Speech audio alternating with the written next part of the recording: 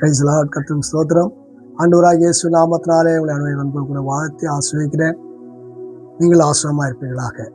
இந்த மகிமையான காலவெளியிலே தேவ சமூகத்தில் வந்திருக்கிற நீங்கள் ஆசீர்வதிக்கப்பட்டவர்கள்.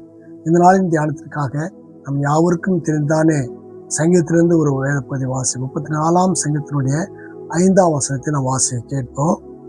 அவர்கள் அவரை நோக்கி பார்த்து பிரகாசம் அடைந்தார்கள், அவருடைய முகங்கள் வேட்கப்படவில்லை என்று எழுதப்பட்டிருக்கிறது. அருமையான தேவ பிள்ளையே, தேவ சமூகத்துல இங்கே சங்கீதக்காரன் சொல்லுகிறார். முதலாவது வசனத்தில் அவர் சொல்லும்போது சொல்லுகிறார், நான் எக்காலத்திலும் கர்த்தரை ஸ்தோத்திரிப்பேன், அவர் துதி எப்போது என் வாயில் இருக்கும் என்று சொல்லுகிறார். அப்படிப்பட்ட தேவ பிள்ளைகள், எக்காலத்திலும் கர்த்தரை ஸ்தோத்திரிக்கிற தேவ பிள்ளைகள் அவரை நோக்கி பார்க்கும் பொழுது அவருடைய முகங்கள் என்ன செய்யாது? வெட்கப்படாதாம். அவருடைய முகங்கள் பிரகாசம் அடையுமாம். பாருங்க, இப்படி கூப்பிடுவர்கள் யார் என்று பார்ப்போம் என்று சொன்னால் ஏழை மக்கள். அடுத்த வசனத்தில் 6ஆம் வசனத்தில் வாசியம், இந்த ஏழை கூப்பிட்டான். பாருங்க, ஒரு பெரிய அரசன் சொல்லுகிறார், தன்னை ஒரு ஏழையாக சித்தரித்து சொல்லுகிறார்.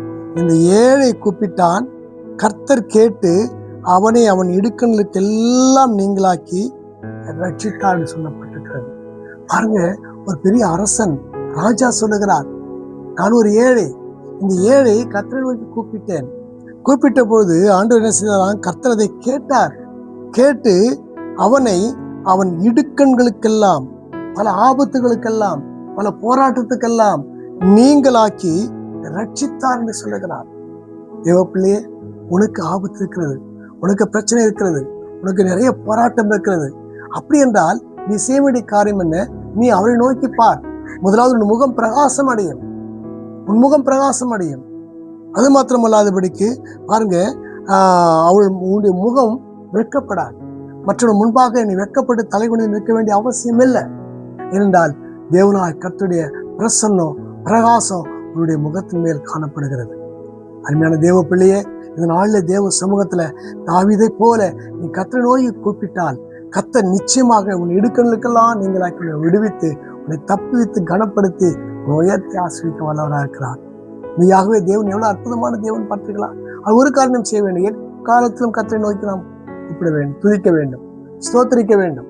அவருடைய துதி நம்முடைய நாவில் எப்போது இருக்க வேண்டும்.